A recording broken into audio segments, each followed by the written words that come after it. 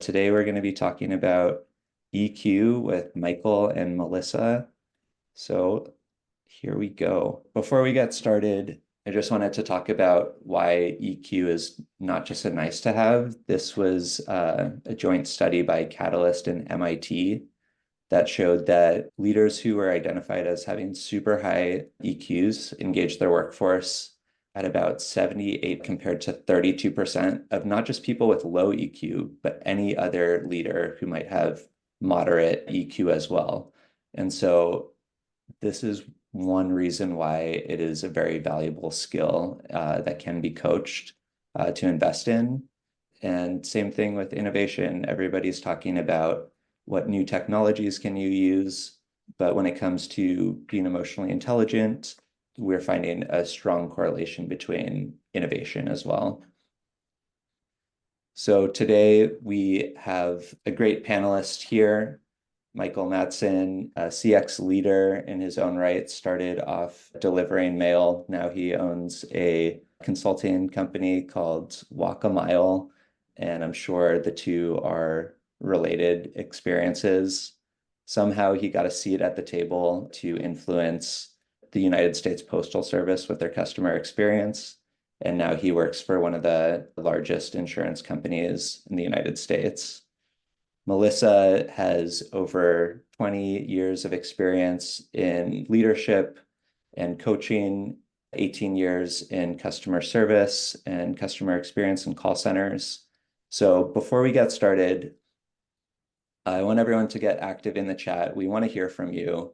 There will be lots of polls.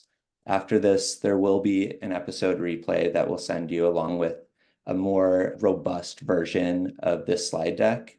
And congratulations, you're in great company. We have registrants from Nordstrom. We have registrants from Chase and JP Morgan, Victoria's Secret, some of your competitors, Michael, at MetLife Insurance. We've got some of our competitors. Welcome. I hope that you learn a lot here.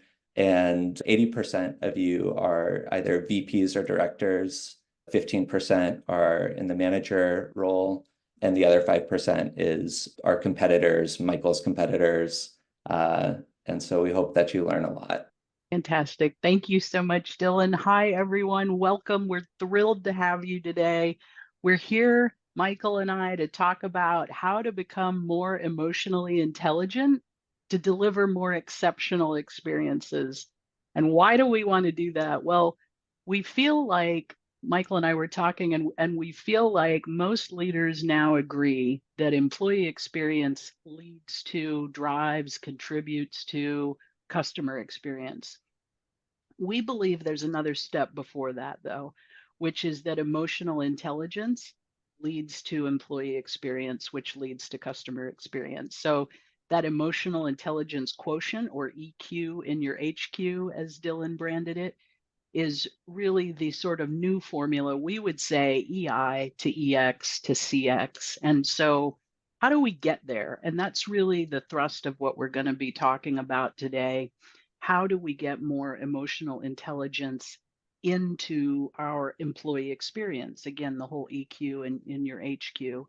And so we have a number of key themes that we've laid out. And Michael, I think it probably makes sense for you to kick off, go into our first theme, and probably even start by defining emotional intelligence a bit more for our audience. Yeah, no, of course. So we actually have a slide on emotional intelligence defined because we're fancy. But, emotional intelligence is ability to understand, manage, and effectively express one's emotions, and the ability to understand, interpret, and respond to the emotions of others. So, this is something that everybody should be on a journey for becoming more emotionally intelligent.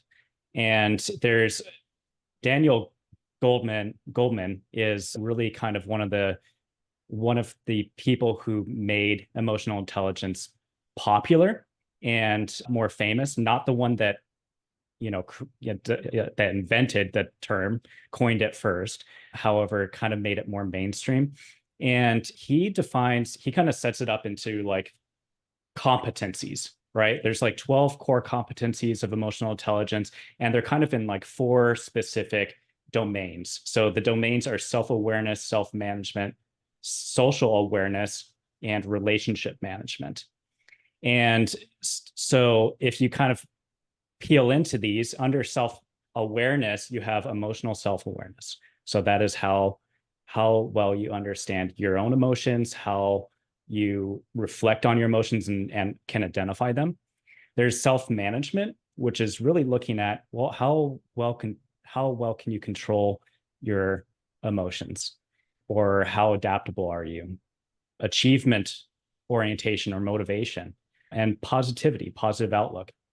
In social awareness, there's empathy, which is really the ability to look from someone else's perspective, or try to at least meet them where they're at. And then organizational awareness, so looking at more of the broad picture. And then relationship management, you split it down into influence, coach and mentor, conflict management, teamwork, inspirational leadership. So you can really see that critical in business. Those are all core competencies that most businesses are driving for. And there's a really good reason, because that is what helps get things done. And ultimately, businesses are relationships between people. And so you can kind of see where all of these pieces are fitting together. And which is why, we're really leaning on the fact that emotional intelligence is something that you have to be improving on. You have to be cognizant. It has to be an effort every single day, so that you can get better as an individual, and that ultimately organizations can get better as organizations that are made up of people. So that work has to start somewhere. And that's why I always say start with yourself, because that's easier to control, easier to influence. Plus, the other side of it is that you can't really start working on, helping organizations become more emotionally intelligent if you're not walking down that path first. If you don't have any kind of understanding of your own emotions, you can't be empathetic with others if you don't understand your emotions. So there's some but first here, an order of operations, and start with what's within your control. And that kind of leads into our first kind of theme, which is building trust and authenticity through emotional intelligence. And that really leans into the relationship management aspect of emotional intelligence. And so given that people are working with people, whether it's your colleagues or whether you're talking about your relationship with customers, it's all relationships between humans, and you have to create a space of safety within those relationships. You have to build and foster trust, and you have to start, really taking those relationships seriously and treating them with dignity and respect.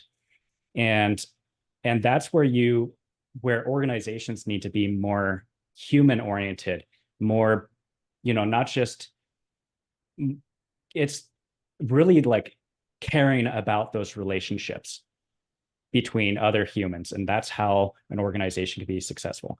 So we talked about how emotional intelligence is a top leadership competency, and how, if you've ever had an emotionally intelligent manager or boss, you probably already know how important that is. And if you haven't, you probably know even better how important it is. And so this is not something we take, lightly. And I think everybody has felt the effects of an environment that doesn't promote emotional intelligence, and maybe even a business culture that literally does not promote people who are emotionally intelligent, and how that affects overall culture. I don't know, Melissa, if you have anything to say about that so far. I love where you're going, Michael. You and I talked about this, and I think you have a lot of terrific insight in the background framework of EI. But I put in the chat the one statement that just resonates with me so much, because emotional intelligence is a cultural learned behavior, right? If Yep. leaders are doing it, then others are doing it, and ultimately we create an organizational identity through a culture of people doing it. And that starts with what you said earlier, which was you said businesses are all relationships with people.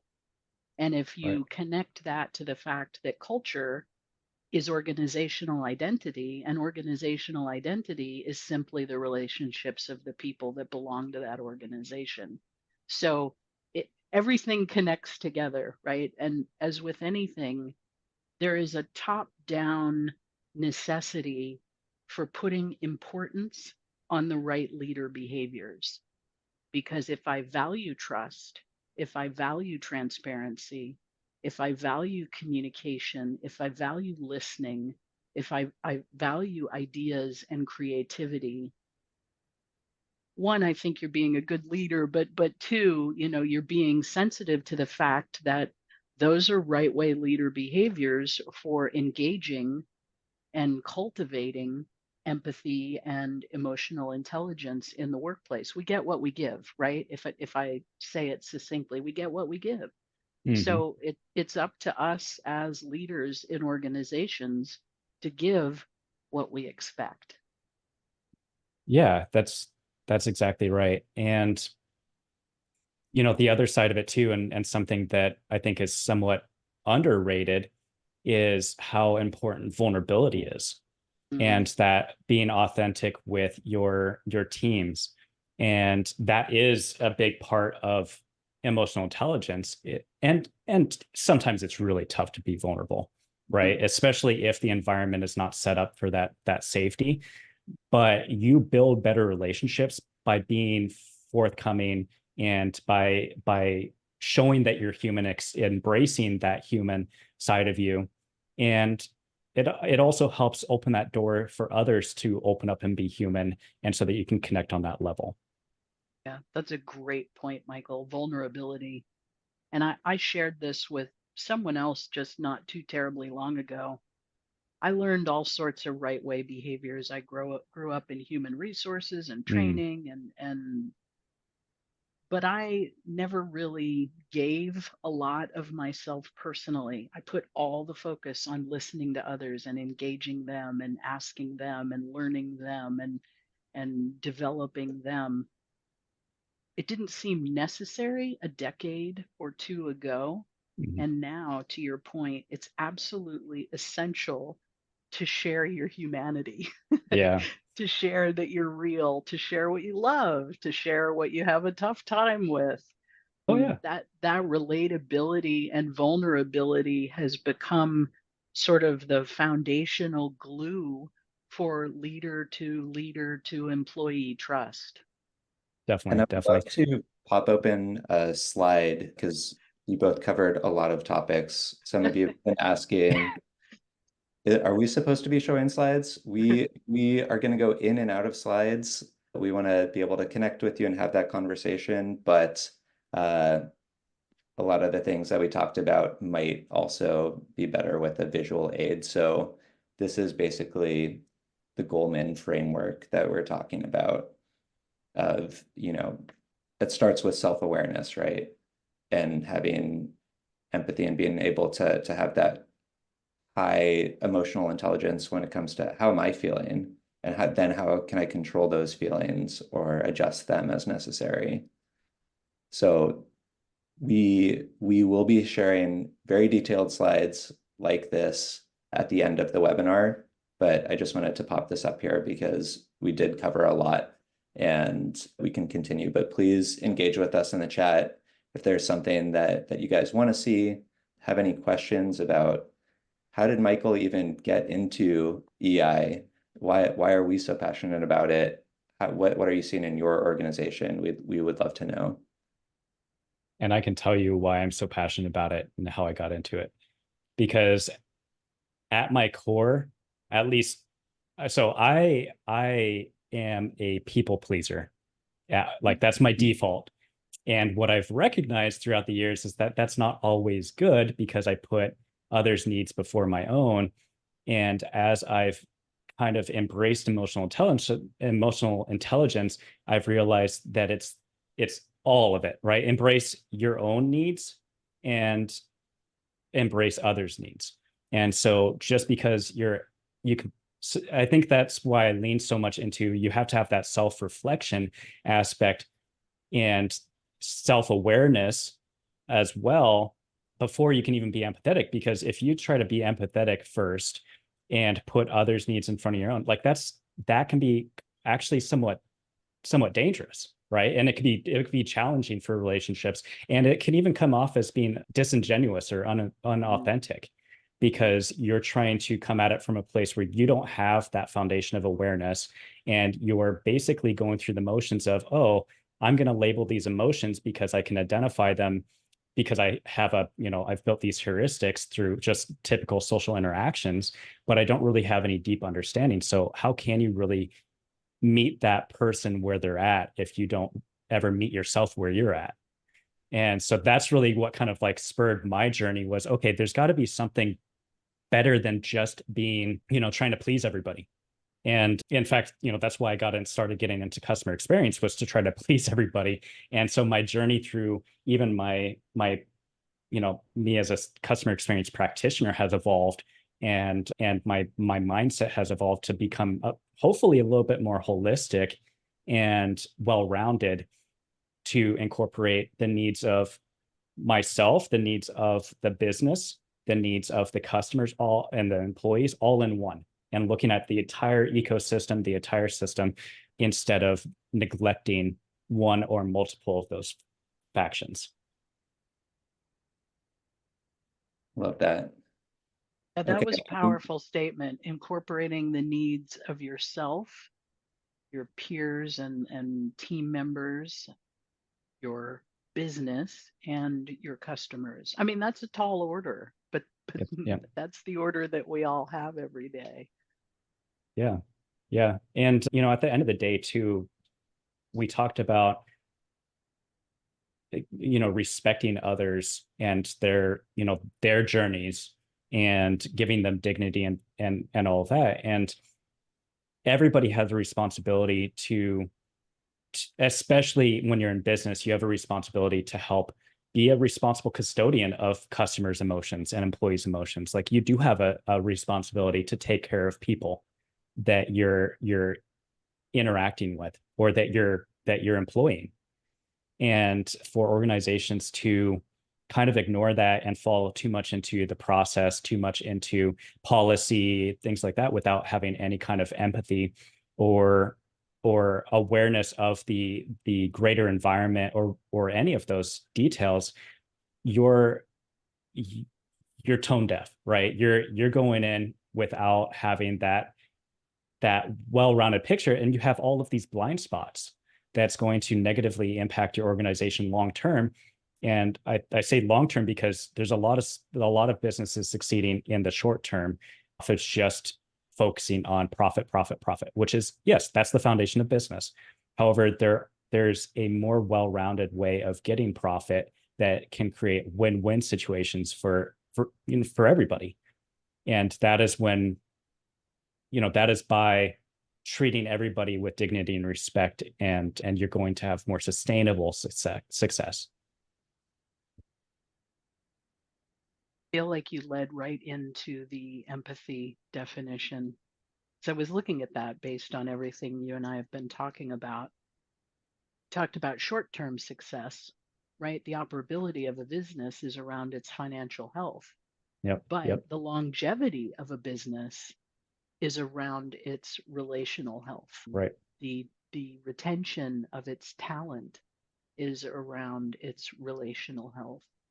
And the empathy definition that I looked up was talking about the ability to understand and share the feelings of someone else.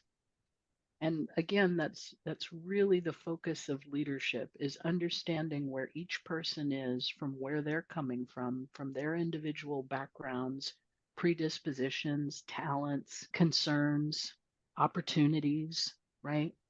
But understanding that first before you can understand what to praise as growth, or where to focus on growth, or what to talk about as opportunity. So I think the fundamental pivotal point here is, if we're not listening at the level of empathy, to truly understand each individual person that we are, to your point, responsible for leading, then we're not going to know where to grow, where to stretch, where to challenge, where to praise, where to ask more questions. And that's that very specificity of interpersonal conversation that's necessary to make it safe and to make Yeah. it trusting for each person. Yeah, definitely. I do want to call out. So Sandra Thompson, who's on this call actually as an attendee, is a leader in this empathy and emotional intelligence space. She has a lot of awesome background in this. So if you haven't heard of her, check her out. Well worth it. But she brought up a really very valid point. I don't remember which podcast this was on, maybe the CX Chronicles, I think it was. And the point was around empathy, something that people kind of maybe dig too far into is the fact that like empathy is trying to understand, understand somebody, like understand their emotions, understand their journey. And the point that she had made was you can't ever do that, right? You don't ever have that complete background of people. You don't share those same experiences. You aren't them, right? However, the way that and I think this is the way that, she addressed it too, was you, first of all, you still have to, you try to understand through your own framework, but you have to lead with curiosity, right?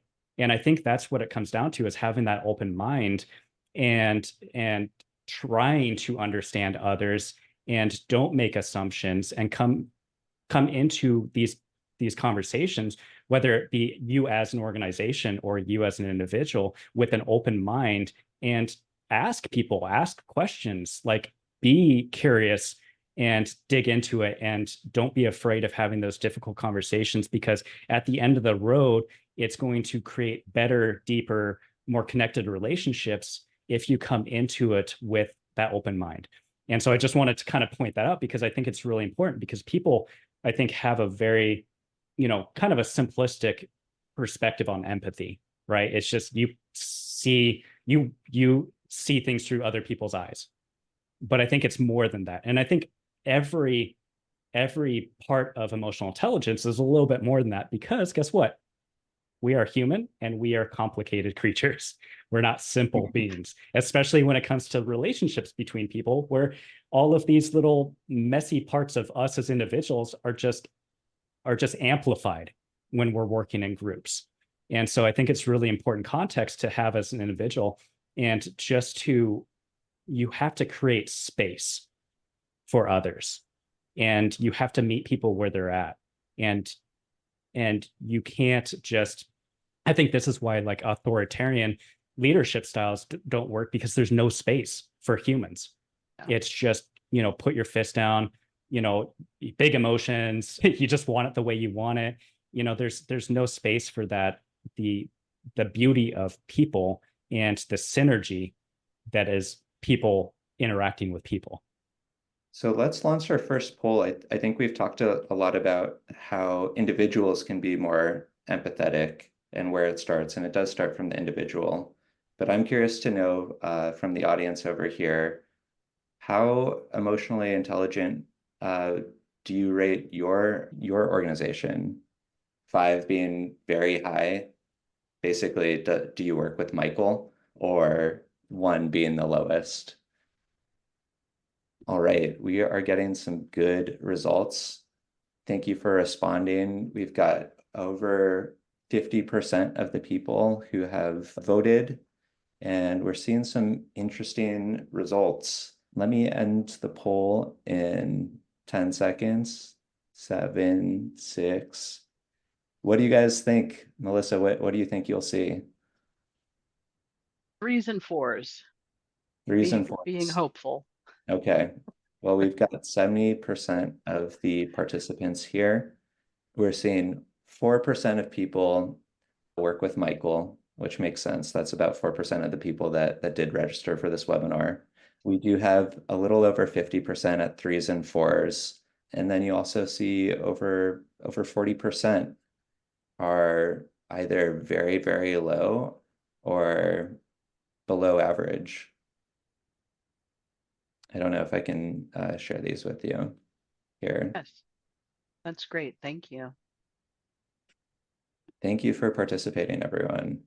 I think this helps us lead into the next phase of our conversation of how can we change this? Are these numbers static and this is how it is always going to be? Or what incremental steps can we make?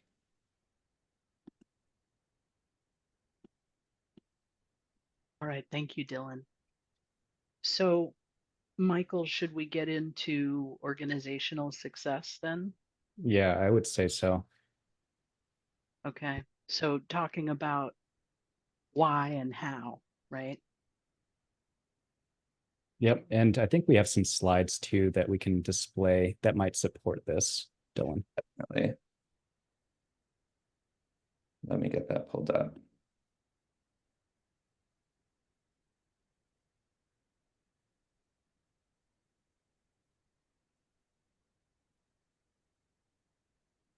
Is this what we're talking Yeah. about?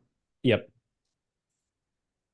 All right. So, we kind of gave you a foundation of understanding around emotional intelligence and how that looks in general, and some of the, broke apart some of the little, the competencies. And now kind of want to reach into, how do we help foster organizational level emotional intelligence? And so this is obviously really hard, right? And we have some leaders in here, right, who may have some more formal authority that can help keep this kind of stuff in mind and help start building a more human centric culture. And it really starts at the vision of the organization. And we know that one of the purpose of an organization is to usually create profit, right? We get that. However, a vision of an organization should go further than that. That should be a North Star, and it should have emotional intelligence built in, meaning that it should be well-rounded and consider the human aspects of the organization as part of its vision, as part of its mission statement, being empathetic and building all of these competencies into that North Star. Because if you don't have a vision that is aligned with that, then it's going to be tough to get consistency and get alignment throughout the entire organization, because you're always going to be kind of at odds with the vision. You're going to be trying to create a culture that doesn't really, it's not embraced because it's not part of that path. And so that's why that end goal needs to be around, being empathetic, being respecting humans and relationships. And that can be kind of tough, but it's necessary. And one thing that I was really, really honored to do as an employee of the Postal Service was when we looked at the customer experience vision. I was able to help bring in empathy. I was able to help bring in, different emotionally intelligent verbiage into that mission statement. And yeah, those are just words right now, right? But over time, and when you actually start lining things up to those mission statements or vision statements, then they start becoming reality. They start becoming the foundation for organizational health. Definitely. I was just chatting while you were talking. I'm like, right, first you have to get them included in the vision. Right. Because if it's not part of the vision to behave in that fashion with customers, with employees, to your point, then there is no alignment. But even once it's in there, I mean, that's just half the battle. Then you actually have to do it or live it. Yeah. Well, So it yeah, takes and then practice like anything else. That's the thing, is you can't expect just because you build it in this instant manifestation. It's like anything else that's going to take practice, review, inspection, reinforcement, coaching even. And as leaders, it's important to express, hey, like this is a goal of ours because like you said, Michael, at the end of the day, we're all human and it's easy for us to get trapped in our own world. And if it's not clearly communicated, hey, my goal as a leader is to connect with you to understand you so that I can best support you. That also empowers the people that are reporting up to you to call you out and say, hey, earlier today you asked this of me, or the way that you said this, it didn't sit well with me. And that's a nice reality check because you cannot do emotional intelligence in a vacuum just within your own world. Yeah, and half of the battle is, and maybe even more than half the battle is for leadership to really understand the importance of emotional intelligence and build it into that framework. And if we just look at from an employee level, an employee experience level, I have some facts, right? Some numbers here to share about that. So first of all, 90% of employees feel that empathy is an important workplace value, 90%. And this is where it should be important to business leaders is 80% of people are willing to leave an employer who is not empathetic. So you're wondering about your employee churn, customer churn, probably too. It's because people are responding to that. They leave their unempathetic leaders. And that has a huge price, a huge cost, right? To that. 50% who have empathetic leaders are, feel more included. And 76% of people who experience empathy from the leaders were more engaged. So talk about productivity. And then 61 said that they felt more innovative in that environment. So, talk about a competitive advantage too. You want your people to feel safe in an environment and feel like they can be the best they can be and make little mistakes. And it's not the end of the world because guess what? Being innovative, it's risky. And so you will make mistakes. And if you punish mistakes, and we see this all the time where leaders create an environment where it's not okay to make mistakes. And guess what? Mistakes are still being made. They're just not being communicated. And so now you can't do anything to mitigate those mistakes or mitigate risks. Love that. Let me know if you want me to stay on this slide or we can go back to in person, just our fine faces. If you could go back to the previous slide quickly. Absolutely. Okay, we actually talked about those. So you're right on the right slide there. My bad. I think, Michael, in what you just said, I'm going to sum it up and say it has to be okay to try. Yeah. To try anything, everything, something different. Again, if you're in a very locked down sort of environment where it doesn't feel safe and it doesn't feel encouraging, the result is do your work, get your work done. And, some folks care about the customer's end experience. Even so, others are like, well, this is what I'm asked to do. This is what I'm doing. Yep. When it's okay to try, when it's okay to feel, when it's okay to make a mistake or to fail, to your point, and it doesn't result in some cataclysmic conversational challenge in performance discussion with leaders, you're never going to try again. But if instead it's okay, how did that feel to try that? What do you think happened? What do you think went well in it? What do you think maybe didn't go so well in it? What would you do next time? Right? That sort of traditional, you're going to say learning, I'm going to say coaching. It's all the same thing, right? It is the curiosity of questioning as it relates to a person's experience with trying something.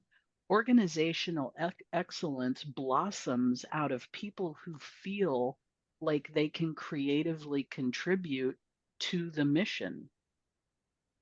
So, Yeah, no, certainly. And, I think maybe this was mentioned in the chat, but leadership has to walk the walk, right? And that has to be important. When it's part of that vision, there has to be accountability to it, right? And I think some people mistake, if you have a very empathetic culture or a very emotionally intelligent based culture, then it doesn't have accountability. And that's the complete opposite. Highly emotional, intelligent cultures have high degrees of accountability and ownership. And so, that's, I think that's something that we have to kind of dispel, because there has to be governance around this, just like any other business function. And it has to be maintained, supported. And if people aren't operating that way, then it has to be addressed and it has to be corrected, because we all know the impact of someone who contradicts a positive culture. It becomes a cancer, right? It can eat at the culture. Just one person kind of stepping outside of that, especially those that have formal authority, because there's all of these other, relationship issues between employee and employer. And it can erode that trust that is the foundation of relationships. And the culture will degrade, and it will continue to degrade until it's addressed, corrected, and that trust is rebuilt over time. And it's so much easier to build trust and keep trust than it is to rebuild trust. So it's going to be a much better process to build in guardrails, to encourage emotionally intelligent folks and get those right people into leadership roles. And I think a lot of that attention has to be, well, what happens behind closed doors, right?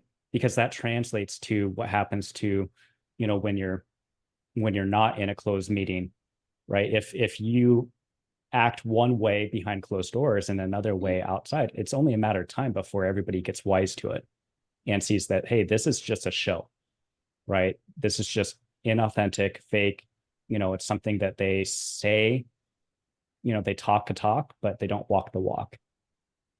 So we've got about 15 minutes left. So please ask us your questions. We got a really great question from, they're asking, what would you do if by being empathetic, I'm losing team productivity? What if people are taking advantage of me being nice and not stepping up or doing their job properly? Is it fine at that point to put them on a performance improvement plan? Let me see if we can answer this question live and if it pops up here. Yeah, I'd like to take a first stab at that one. Okay, I'll let you do that. Awesome. So yeah, so first of all, being nice is not being empathetic. So, and I think that gets back to that accountability side of it, is being an empathetic person is, yeah, you understand, or you're trying to understand their perspective, but it's a dialogue to come to common understanding. You still have to set those boundaries. You still have to set expectations. You still have to manage and lead your team. And usually what I find to be some of the best trust builders is transparency. It is clear expectations, working on your communication and making sure that it's two-way communication. But at the end of the day, you still have to be that leader and address, things that aren't being done correctly or poor performance. And what I have found to be one of the biggest connectors for productivity is help your team understand how it all connects into the big vision, right? Why it all matters. What's the why? What's the purpose behind it? See where your team fits into the entire mission of the organization. Help them see that what they're doing, whatever it might be, is contributing to organizational success. And if you can do that and help them see that what they're doing is critical to mission success, then you're going to get better engagement. But you do still have to have accountability built into it. But that means addressing it quickly, right? Addressing it quickly and consistently, making sure that you're not letting things linger, making sure that people understand, like, they know when they're not doing, they're not holding up their end of the deal, And so you can address it, and you don't have to do it in a punitive way. Do it in a constructive way. Coach and mentor them. At the end of the day, though, it is a business, and you have to take care of the business. And if all of your efforts have failed, then you have to address it. But you don't do it in a way that is against them as a human, right?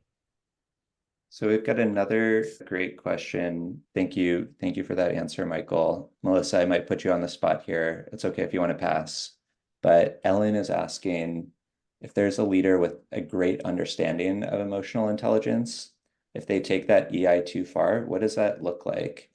Let me pull up this question so y'all can see. They don't think that those two things are mutually exclusive. So the question is, you've got a leader, the leader understands EI, but in their expression of EI empathy behaviors, they're taking it too far. Yeah. Mhm. Okay. I'm going to tell you this. I'm going to say that nothing in and of itself is either good or bad. It is only excess that is evil, right? Mm. So anything can be a good thing or a bad thing for the situation in which it's applied, and any behavior can be too much or too little for the situation in which it's applied. And I've seen a leader before be overly empathetic and overly emotional. And it has a reverse effect of actually degrading the trust in them as a leader. Because to Michael's prior answer, being a great empathetic leader and someone who has great situational and emotional awareness of self and others means that you can tell when you're being too soft, just like a person can tell, like Michael said, when they're not holding up their end. If you have that awareness, you know when you're slacking or when you're not hitting the mark exactly. And a leader probably knows when they're being too emotional. I worked with one that was like this. It happened to be a woman leader, fantastically empathetic, but too much so, and it manifested in not holding people accountable. Exactly, Michael, what you were just talking about, being so empathetic to why they were struggling, but then not really coaching to how to get beyond that. Right. So it's one thing to meet folks where they are and to understand how they're feeling and to get why they are where they are. On the Mm. same hand, you've got to be able to say, okay, I get why you are where you are. That makes great sense to me. Now let's talk about what we're going to do about it. Because what do you see happening because of where you are? Are those effects positive? What effects are negative? What approaches are you applying? Which ones are working? Which ones aren't working? Once again, I'm going to come back to Michael's going to say accountability. I'm going to say coaching. It's the same thing. It's in that conversation. Those leaders have to be able to both feel and identify and have awareness, but certainly also have to be able to have constructive dialogue, encouraging dialogue, stretch dialogue, challenging dialogue. And a person who cannot is not necessarily bad at EI. They simply aren't necessarily well skilled as a communicative leader. Yeah, I would like to add on to that. Yeah. It sounds like, when you say that there's maybe somebody, going too far into emotional intelligence or things like that, I don't think it's that you can ever be too emotionally intelligent. I think you can be out of balance with one of your or multiple of your competencies within emotional intelligence. And so, say that you're because that's what it is, right? It's all of these different competencies. You can be out of balance, and you can be, maybe you are extremely emotionally self-aware, but you have no empathy, right? That's bad. If you are, maybe you have all of the emotional or organizational awareness, and yet you don't have any kind of, you have no emotional self-awareness, like any of these out of balance is bad. And so you have to work on it all together and improved your skills and understanding in each competency. And that is how, people, can be more emotionally intelligent. So I don't think you can ever be too emotionally intelligent, but you can be out of balance within emotional intelligence. So I think That's a that great point. helps us transition to the next topic, which is how do you measure it? Like what sort of framework do you have to put metrics in place? I know that I live a couple blocks away from Amazon in Seattle, and there's this interview question about if your house is on fire, but a customer has a question about a late return, what do you do? And some people are like, I don't know if they're trying to please the interviewer, but they're like, I know that I've got 5 minutes before the fire actually takes place. And so I'm gonna help that customer out because I love customer service. That's all Amazon is about. I heard all the people pleasers go, oh. So let's talk about metrics. And I'm not sure if we have slides on that. So I will stop sharing my screen. We have about 6 minutes left. Yeah. I'm happy to go over. I know you all are busy, so let's see what we can do. But what sort of metrics would you put into place, Michael? Well, first of all, I would start by you have to understand what you're trying to measure within the overall vision first. So Mm, there's this debate within customer experience where like the debate around like ROI and like the balance between operational metrics and experience metrics, it's all part of the same ecosystem. And so having that context and building that understanding and knowing where it all fits in and not taking metrics in isolation is critical. And I think that's what, we see a lot of hyper focus on net promoter score, right? And it taken out of context and it not being used the right way. I call it net promoter score abuse. It's being misutilized and used as some kind of heuristic, but it's not capturing the relationship dynamics between the customer and the organization because it's not delivered correctly, it's not measured correctly, there's no context applied to it, there's no operational metrics paired with it, like all of these things. So I think the first thing I would do is understand what I want to measure that's aligned with my vision, make sure that I have that alignment, know what's important as these key moments as far as the value that we're driving to our customers and where these metrics capture those pain points or those moments, right, that matter to the customers.